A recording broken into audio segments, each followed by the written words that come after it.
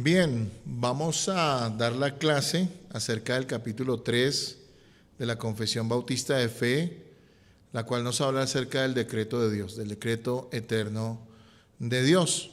Para comprender qué es el decreto eterno de Dios, primero que todo, debemos recordar lo que es un decreto. Un decreto es una orden impartida por una autoridad superior que debe cumplirse en el lugar donde tiene dominio. Dios es la máxima autoridad del universo. Un rey, un gobernante, tiene autoridad sobre el lugar que le corresponde gobernar, sobre el cual él tiene potestad, pero Dios es la máxima autoridad del universo. Así que los decretos de un rey o de un gobernante se cumplen dentro del territorio y en los súbditos que esa persona tiene, pero en el caso de Dios, su poder, su autoridad no se limita simplemente a los hombres, a las criaturas, sino a todo lo que él ha creado. Si creemos que Dios es todopoderoso, como lo dice la Escritura, y creo que todas las personas creen esto, que Dios es todopoderoso, no solo debemos creer que Él todo lo puede hacer, sino que debemos creer que Él va a hacer todo lo que quiera para cumplir su propósito eterno y para su propia gloria. Es decir, el hecho de que Dios sea omnipotente, todopoderoso, no solamente significa que Él tenga la posibilidad de hacer las cosas, sino el hecho de que Él las va a hacer para su propia gloria. El párrafo 1 de la Confesión de Fe, y quiero decirles que vamos a centrarnos en esta clase solo en 3 párrafos, el 1, el 2 y el 7, porque en la predicación estuvimos hablando acerca de todo lo que tiene que ver la doctrina del decreto de Dios respecto a la salvación del hombre, en los párrafos del 2 al 6. Aquí centrémonos pues en estos párrafos. Párrafo 1.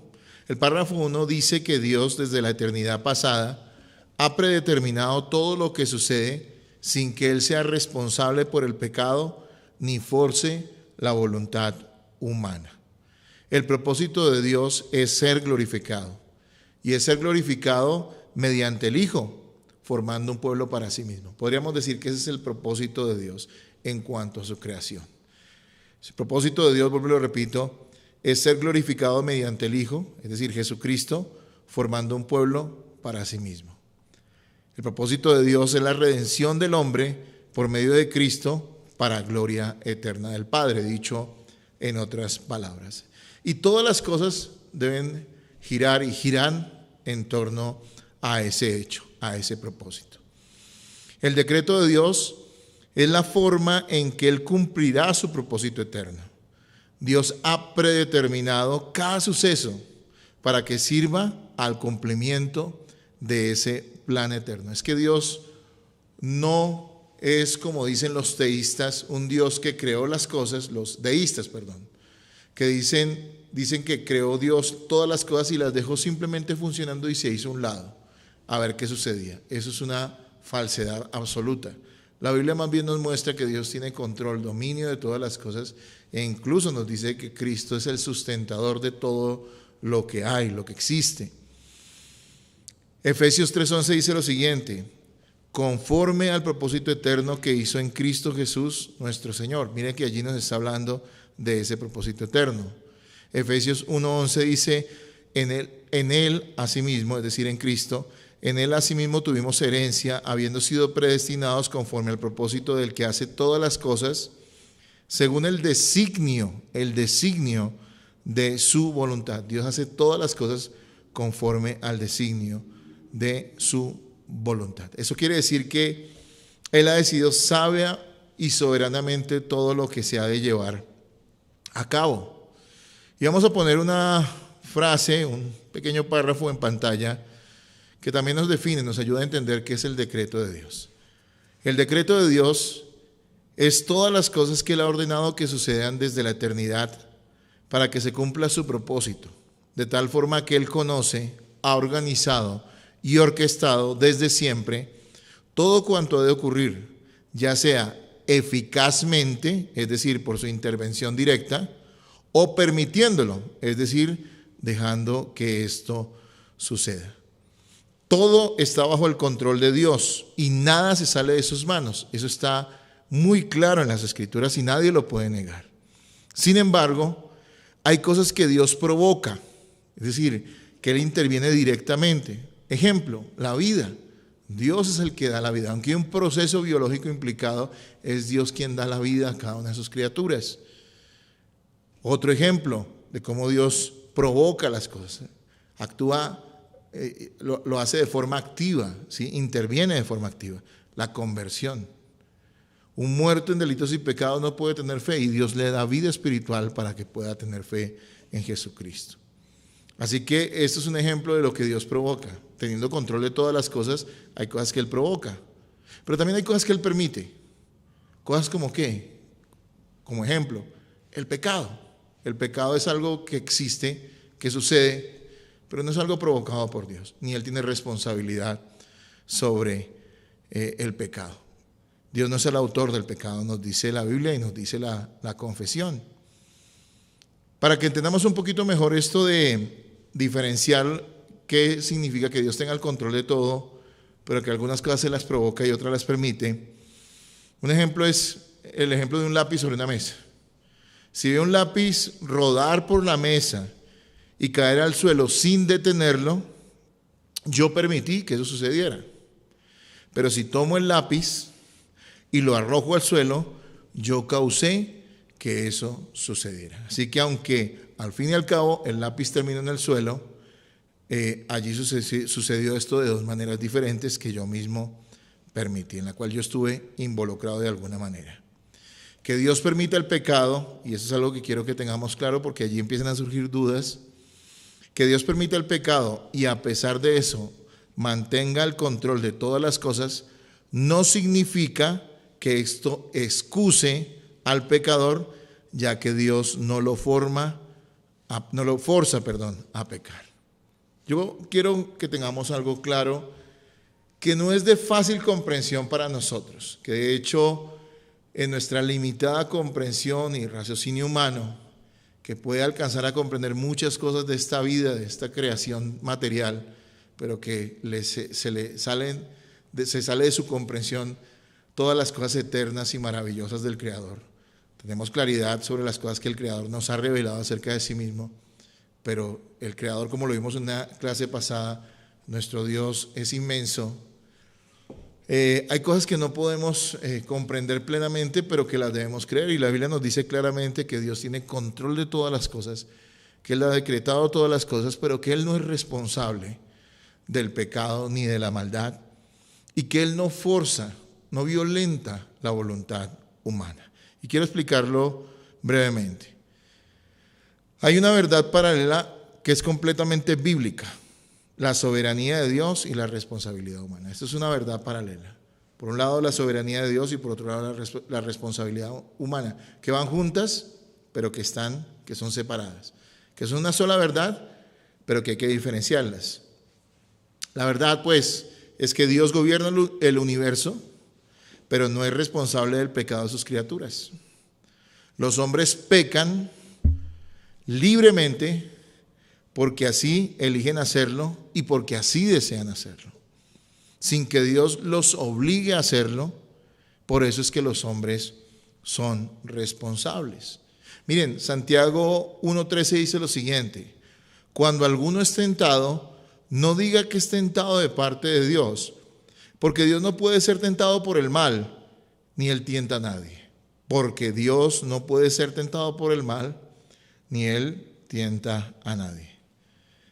Sin embargo, debemos comprender también que Dios puede valerse del pecado de los hombres para cumplir su propósito, sin que Él se contamine por ese pecado, sin que Él deje de ser absolutamente puro, sin que Él apruebe lo que los hombres hacen o disminuya la responsabilidad humana, la responsabilidad de los hombres frente a ese pecado. Un ejemplo de ello lo encontramos en Hechos 4, 27 al 28. Hechos 4, 27 al 28 dice lo siguiente: porque verdaderamente se unieron en esa ciudad contra tu Hijo Jesús, contra tu santo Hijo Jesús, a quien ungiste, Herodes y Poncio Pilato, con los gentiles y el pueblo de Israel, para hacer cuanto tu mano y tu consejo habían antes determinado que sucediera. Esto en contexto se está pronunciando en medio de una oración que hacen los discípulos junto con Pedro frente a la persecución que estaban sufriendo ellos. Así que oraron de esta manera y dijeron varias cosas interesantísimas. Primero que todo, hablan de la responsabilidad humana. Hablan que en la ciudad de Jerusalén donde ellos se encontraban, se levantaron contra Jesús, es decir, lo asesinaron al ungido de Dios, a Jesús, Herodes y Poncio Pilato con los gentiles, que en este caso eran los romanos, y el pueblo de Israel, los judíos, que también allí hicieron un complot contra Jesús. Ellos son responsables, pero mire lo que dice la segunda parte, habla de la soberanía divina, para hacer cuanto tu mano y tu consejo habían antes determinado que sucediera. El hecho de que Jesús fuera a la cruz no fue un plan B de Dios, no fue algo que Dios improvisó, no fue algo que Dios le tocó hacer de último momento. Es parte del propósito y el plan eterno de Dios.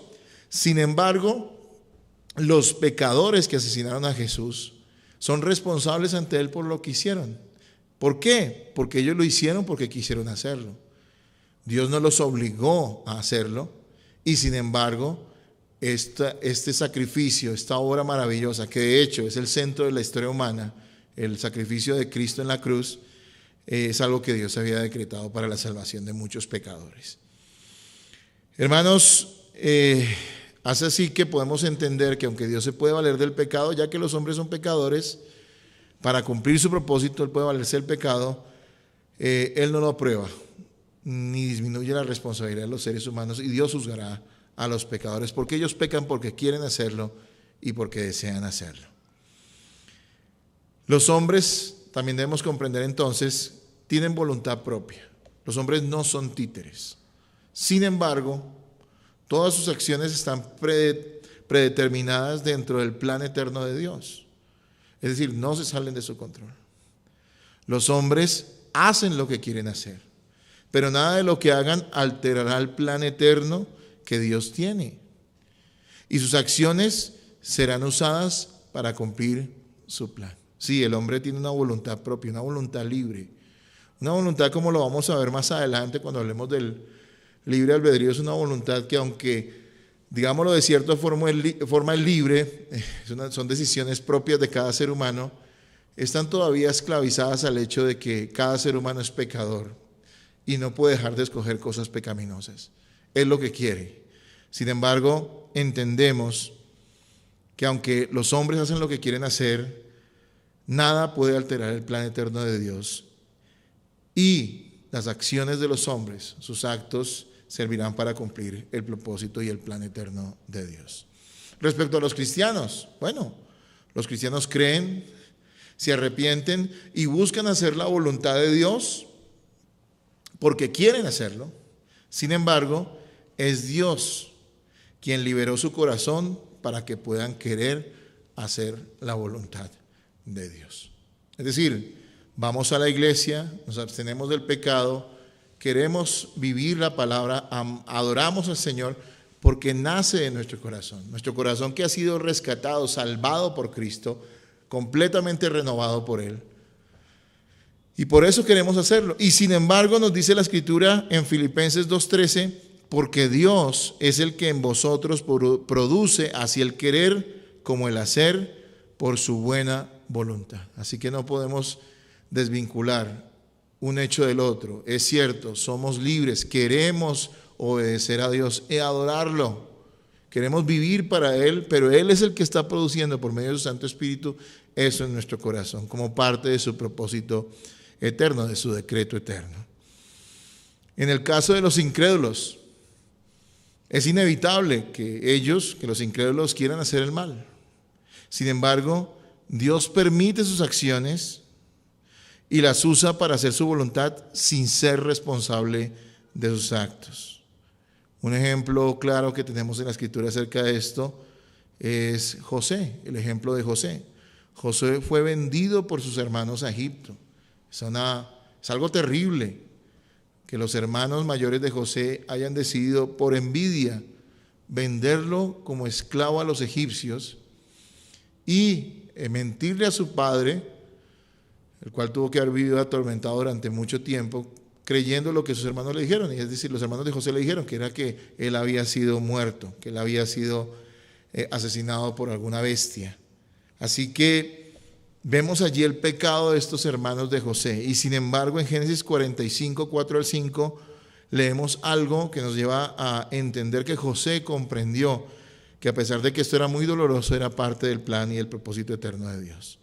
Entonces dijo José a sus hermanos: acercaos ahora a mí. Y ellos se acercaron. Y él dijo: yo soy José, vuestro hermano, el que vendisteis para Egipto.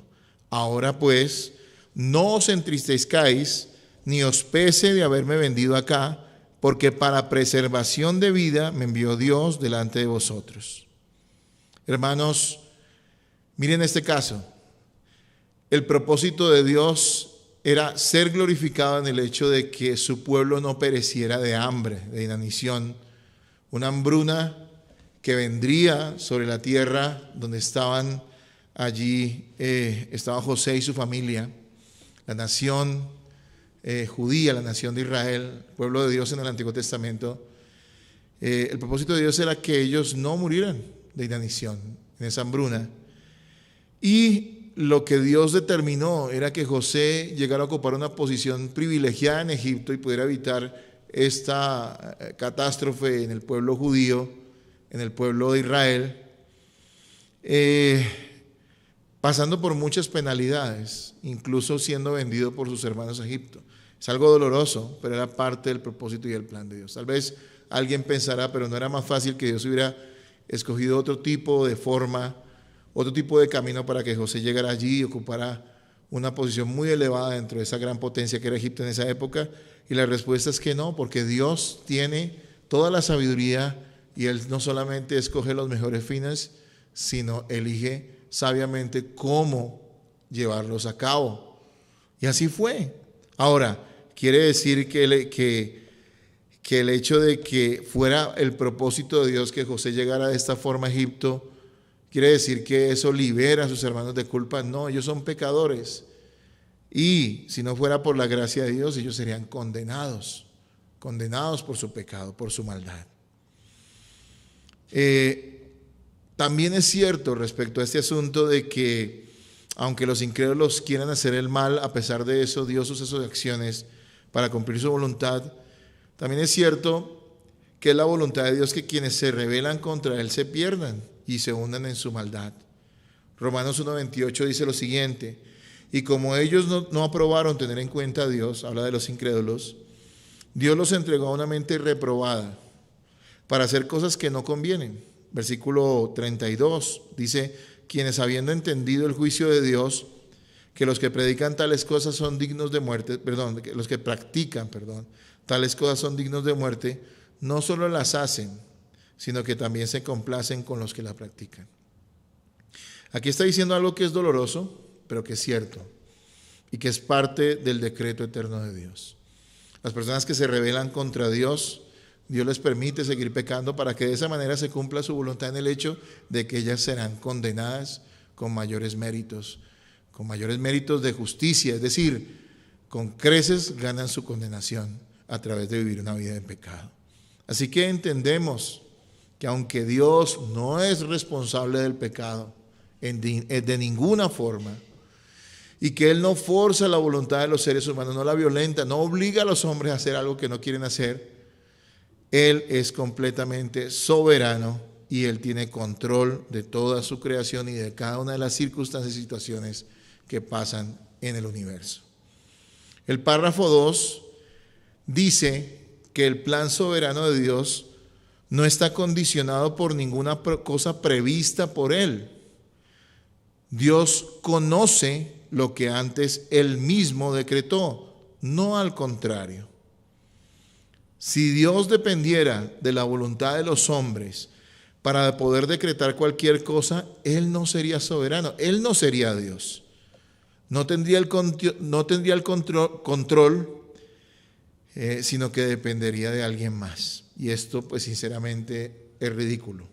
No se conforma de ninguna manera a lo que enseña la Escritura. Así que Él no depende en ninguna medida de la voluntad de los hombres. Piense esto: si el propósito eterno de Dios dependiera para cumplirse en alguna medida de sus criaturas, por pequeña que fuera, este jamás se cumpliría. Porque sus criaturas, las criaturas que Dios ha creado, los hombres particularmente, son criaturas rebeldes. Es decir, los hombres en su naturaleza pecaminosa no van a colaborar de ninguna forma porque es que no lo pueden hacer, ya que están caídos moralmente y espiritualmente, están en la ruina, están muertos, dice la Escritura. Ellos no van a colaborar de ninguna forma en que los propósitos de Dios se cumplieran o se cumplan. Más bien Dios tiene que, a pesar de los hombres, cumplir su propósito. Por más pequeña que fuera la intervención o la ayuda de los hombres en el cumplimiento del propósito eterno de Dios, si dependiera solo de ellos, si dependiera en alguna medida de ellos, pues este propósito jamás se cumpliría. Dice Isaías 14, 27, porque Jehová de los ejércitos lo ha determinado, ¿y quién lo impedirá? Y su mano extendida, ¿quién la hará retroceder? Allí nos habla de la certeza de que lo que Dios ha determinado y de lo que Dios ha decidido hacer, pues eso no tiene forma en que sea impedido, no tiene reversa. Dios hace y cumple lo que ha decretado porque todo lo que Él hace y cumple es perfecto. Dios no necesita aprender nada, Dios no es sorprendido por ninguna circunstancia, Él todo lo ha decretado. Así que no es que Dios prevea para poder decretar, ¿sí? Ver hacia el futuro, ser un espectador de las cosas que suceden para Él decretarlas. Eso no tiene pues ni siquiera sentido realmente. Porque si Dios tiene que ver hacia el futuro para poder decretar las cosas que han de suceder, entonces Él no está decretando nada, simplemente está narrando lo que va a suceder, pero no hay una intervención directa de Él. Y esto pues no es lo que enseña la Escritura y no es la verdad. Como puse alguna vez esta ilustración, este ejemplo, piensa en lo siguiente: si Dios viera hacia el futuro algo que Él todavía no ha decretado, ¿qué vería? Nada, porque simplemente no pasa porque Él no lo decretó. Así que es imposible que esta sea la forma en la que Dios decreta, elige o escoge hacer cualquier cosa. Algunas implicaciones quiero darlas rápidamente acerca del hecho de que si Dios no fuera totalmente soberano y no decretara todas las cosas, ¿qué sucedería? ¿Sí? Si Dios no fuera totalmente soberano y no decretara todas las cosas, no podríamos tener confianza en su palabra. Piense eso. No estaría asegurado el cumplimiento de ninguna profecía, de ninguna promesa o de ninguna advertencia, ya que no dependería solamente de Él que estas cosas sucedan o que Él pueda ejecutarlas, o no dependería totalmente de Él que Él pudiera ejecutarlas. Sí, simplemente Dios sería un espectador de los sucesos y no alguien que decreta que las cosas sucedan. Así que si Él no fuera totalmente soberano, como muchos afirman, sí, yo quiero aclarar, todos los creyentes, todos los cristianos dicen que Dios es soberano, pero para muchos, yo diría para la mayoría, esa soberanía es limitada. Es decir, no es soberanía, simplemente es un control limitado que Dios tiene sobre su creación. No es lo que la Escritura enseña, y piensen esto, simplemente no podríamos confiar en la palabra, porque todo lo que Él dice ahí, pues no depende de Él que suceda, si es que fuera así. Pero sabemos que Dios cumple todo lo que está escrito en la palabra porque Él decreta todas las cosas. Él hace que sucedan y Él ha decretado que sucedan. Si Dios no fuera totalmente soberano, no habría motivaciones ciertas para orar. Piensen eso. Si Él dependiera de otros, no podría responder unilateralmente nuestras peticiones. No, simplemente Él tendría que esperar a que muchas cosas se conjugasen para que pudiera cumplir alguna de las peticiones que nosotros hacemos. Es decir, de hecho Dios dice en su palabra que solo las peticiones que sean conforme a su voluntad no serán concedidas, lo cual ratifica esto. Es conforme a su voluntad. Los cristianos oramos con confianza porque sabemos que lo que Dios pone en nuestro corazón, las oraciones que Él pone en nuestro corazón, que son conforme a la palabra y que son conforme a su santa voluntad expresada en ella, nos serán dadas. Pero es porque Dios tiene la autoridad plena y tiene el poder completo para poder responderlas sin depender de nada ni de nadie. Otra implicación: si Dios no fuera totalmente soberano, no habría consuelo frente a las adversidades de la vida. Piensen esto. Nos sucederían cosas que salen de sus manos, es decir, que estuvieran fuera de su voluntad. Y aunque esto pareciera que es lo que muchos piensan, pues vuelvo y repito la frase que he repetido, no tiene sentido, no tiene ningún sentido bíblico, ¿sí? El consuelo nuestro no se halla en pensar que Dios quería que algo nos sucediera o evitar que algo nos sucediera, y sin embargo sucedió porque se salió de sus manos, bien sea porque el diablo pudo más que Dios en esa circunstancia, como algunos piensan equivocadamente, o porque nosotros no tuvimos algún tipo de fe espectacular o especial, o porque no hicimos todas las cosas, o sea, que hubo alguna responsabilidad en el hecho de que nosotros, bueno, hay responsabilidad en nosotros, aclaro eso, ¿no? Pero que si algo hubiéramos hecho, tal vez eso no hubiera sucedido, o hubiera sucedido. Bueno, nuestro consuelo no está en eso, nuestro consuelo está en saber que todo lo que nos sucede es la voluntad de Dios. Ahora, eso no excusa nuestro pecado ni nuestra negligencia. La Biblia es clara en decirnos que hay cosas que nosotros debemos hacer y que debemos ser muy diligentes y esforzados en hacerlas, y que Dios, haciéndolas nosotros, permitirá que sucedan. Está también dentro del plan eterno de Él, dentro de su propósito eterno. Pero hermanos, no hay ningún consuelo en pensar que Dios es incapaz y que permitió que nos sucediera algo o que no pasara algo que nosotros esperábamos, sino que más bien eso era parte de su voluntad. Y eso podemos pensarlo respecto a todas las cosas. La muerte de un ser querido, de una persona llegada, no hallaríamos, creo yo, consuelo en el hecho de pensar que Dios quería darle vida y sanidad, pero faltó fe o el diablo se interpuso y lo mató, cosa que no enseña la Escritura. Dios es el que tiene el control, Dios tiene el poder de dar vida y Dios tiene la autoridad para quitar la vida, porque Él es el dueño de todas las cosas. Hay mucho más consuelo en saber que aún la pérdida de un ser querido es parte de su propósito eterno y de su voluntad, porque al fin y al cabo todos tenemos que morir algún día. Sin embargo, también la Biblia dice que podemos orar y pedir que Dios nos conceda sanidad y nos conceda vida, y si Él así lo determina, lo hará y usará nuestra oración para que eso suceda. El párrafo 7 dice que esta doctrina, la doctrina del decreto de Dios, debe ser enseñada prudentemente y cuidadosamente para que pueda ser de edificación y no de confusión a los creyentes. Esta doctrina no es fácil de comprender, y eso lo sabían aquellos líderes, pastores, hermanos que redactaron esta Confesión de Fe de Londres de 1689. Esta doctrina no es fácil de comprender, por eso ellos dejaron esta advertencia. Sabemos que esta doctrina causa rechazo en los incrédulos. Ellos no pueden aceptar que su vida esté completamente en sus manos y que no dependa de ellos completamente lo que suceda. Ellos no pueden aceptar eso porque hay orgullo, mucho orgullo en su corazón. También esta doctrina, si es mal enseñada o mal aplicada, puede confundir a los creyentes que tal vez no han recibido de forma correcta y humilde esta enseñanza, esta doctrina bíblica. Sin embargo, cuando esta doctrina es bien recibida por los hijos de Dios, producirá en ellos asombro, reverencia, adoración, alabanza y una vida santa delante de Dios. Eso es lo que produce la sana doctrina. Y esta doctrina acerca del decreto eterno de Dios también produce este tipo de cosas en el corazón de un verdadero creyente.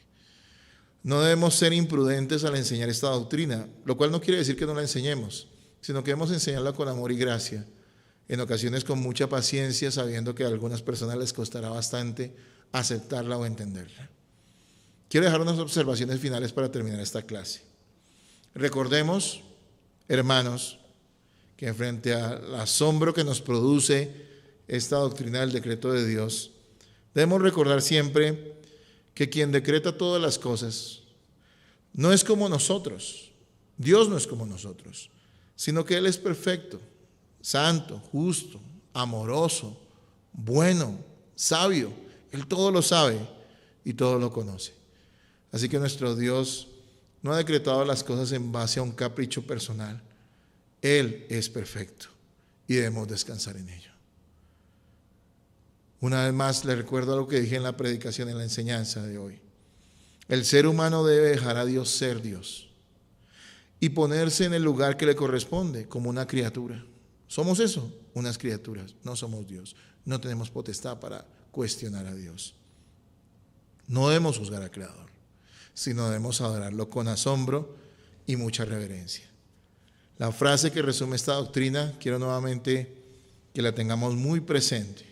Dios ha predeterminado todas las cosas que suceden para que se cumpla su propósito eterno, sin que Él sea responsable del pecado ni force la voluntad humana. Hermanos, que esta doctrina, que no es fácil de comprender, pero que está completamente sustentada en las Escrituras, la podamos creer y la podamos abrazar con completa fe, con completa reverencia y con completo gozo, sabiendo que nuestro Dios no es cualquier Dios, es el Dios soberano que creó todas las cosas y que tiene control hasta el más mínimo detalle de nuestra existencia y de todas las cosas que suceden en el universo, sin que Él de ninguna manera sea responsable del pecado ni esté contaminado con la maldad en ninguna manera, y tampoco Él sea un Dios que force nuestra voluntad humana.